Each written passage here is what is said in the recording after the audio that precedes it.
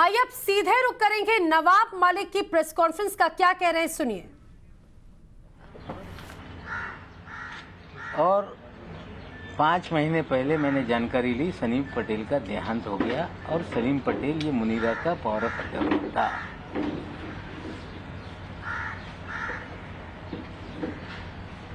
सरदार वली खान के बारे में उन्होंने कहा कि सजा याफ्ता मुजरिम से आपने कोई लेन देन किया है। 2005 में वो कन्विक्टेड नहीं था।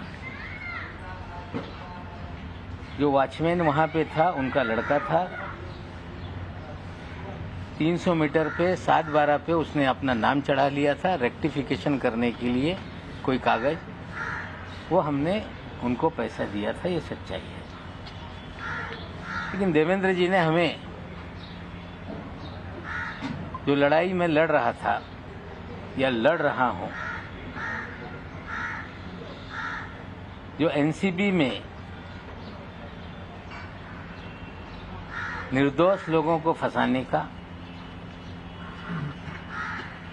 हजारों करोड़ की उगाही करने का, कहीं न कहीं देवेंद्र जी उसको डाइवर्ट करने का प्रयास कर रहे हैं।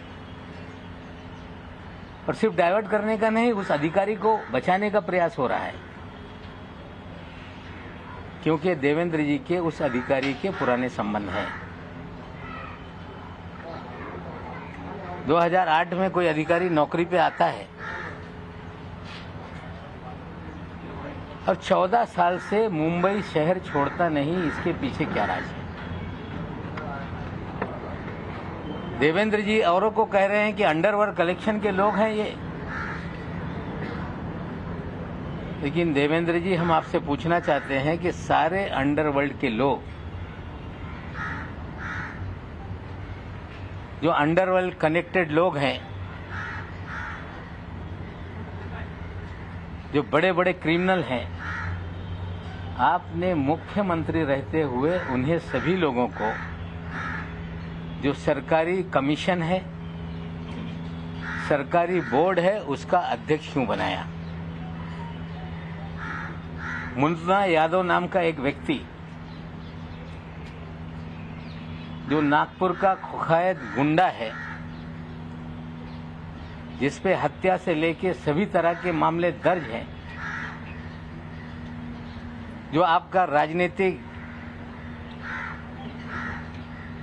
सारे भय पैदा करने वाला आपका साथी है,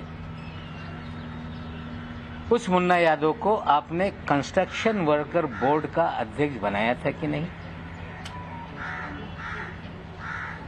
क्या आपकी गंगा में मुन्ना यादव नहा के पवित्र हो गया था? आपने हैदर आजम नाम के एक आपके नेता को मौलाना आजाद फाइनेंस कॉरपोरेशन का अध्यक्ष बनाया था कि नहीं? क्या हैदर आजम बांग्लादेश के लोगों को मुंबई में बसाने का काम नहीं करता है? क्या हैदर आजम की दूसरी पत्नी जो बांग्लादेशी है, जिसकी जांच मलाड पुलिस स्टेशन ने शुरू की, 24 परगना पुलिस थाने में कागज भेजे गए, बंगाल पुलिस ने भेजा कि ये जो भी बर्थ सर्टिफिकेट है, जो भी कागजात है, ये फर्जी है।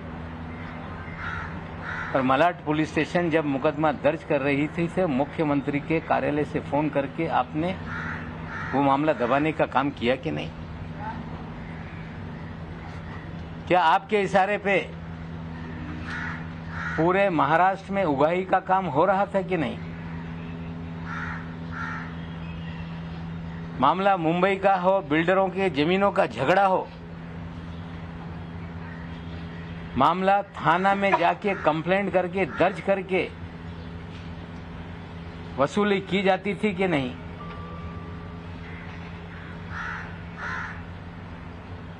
जमीन मालिकों को पकड़ के लाते थे और सारी जमीनें अपने नाम पे लिखा ली जाती थी, ये सच है कि नहीं? क्या आपके कार्यकाल में विदेश से लोगों को फोन आते थे? कुखायत गुंडे फोन करते थे और पुलिस वाले मामला सेटल कर देते थे कि नहीं? लेकिन सबसे गंभीर आरोप मैं लगा रहा हूं देवेंद्र जी आप पे कि जब 8 नवंबर 2016 को नोटबंदी हुई, मोदी जी ने कहा कि नोटबंदी इसलिए किया जा रहा है, आतंकवाद खत्म होगा, काला धन खत्म होगा। और एक बात मोदी जी ने कही थी कि बड़े पैमाने पे जाली नोट है, उसे खत्म करने के लिए हम नोटबंदी का काम कर रहे हैं। जब नोटबंदी हो गई, पूरे देश में जाली नोट, चाहे पंजाब हो, 2000 के 500 के जाली नोट पकड़े जाने लगे। मध्य प्रदेश में जाली नोट पकड़े जाने लगे, तमिलनाडु में जाली नोट पकड़े जाने लगे। लेकिन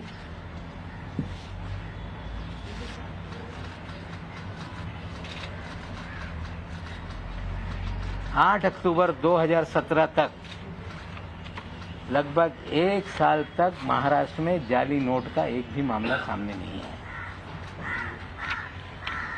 क्योंकि देवेंद्र जी के प्रोटेक्शन में जाली नोट का खेल इस महाराष्ट्र में चल रहा था। 8 अक्टूबर 2017 को डायरेक्टर इंटेलिजेंस रेवेन्यू ने बीकेसी में एक छापेमारी की, जिसमें 14 करोड़ 56 लाख रुपए के जाली नोट पकड़े गए।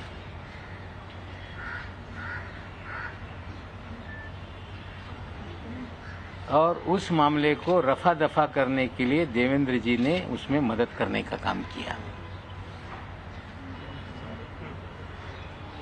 14 करोड़ 56 लाख रुपए बीकेसी में। सर डेट क्या बोला था? 8 अक्टूबर 2017। साथियों, जाली नोट का nexus ISI Pakistan Dawood via Bangladesh, ये पूरी जाली नोट इस देश में फैलाई जाती है। 8 अक्टूबर के छापेमारी में 14 करोड़ 56 लाख पकड़े गए। मुंबई में एक गिरफ्तारी हुई, पूना में एक जो गिरफ्तारी हुई इमरान आलम शेख, पूना में गिरफ्तारी हुई रियाज शेख, और एक नई मुंबई में भी उसमें गिरफ्तारी हुई थी। लेकिन 14 करोड़ की 56 लाख की जब्ती को 8,80,000 रुपये बताकर मामला दबाया गया।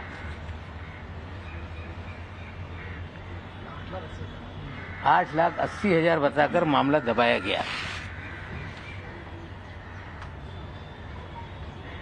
पाकिस्तान की जाली नोट भारत में चले,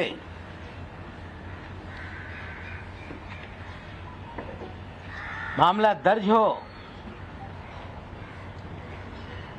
और उसमें कुछ दिनों में जमानत हो जाती है।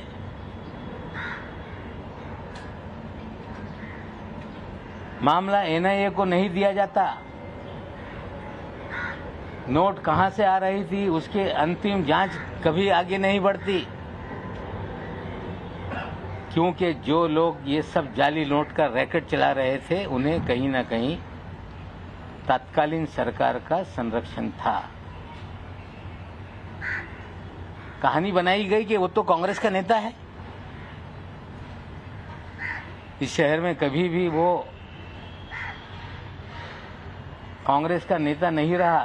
खेल था कि पकड़ा जाए तो कांग्रेस पे बिल फाड़ दो।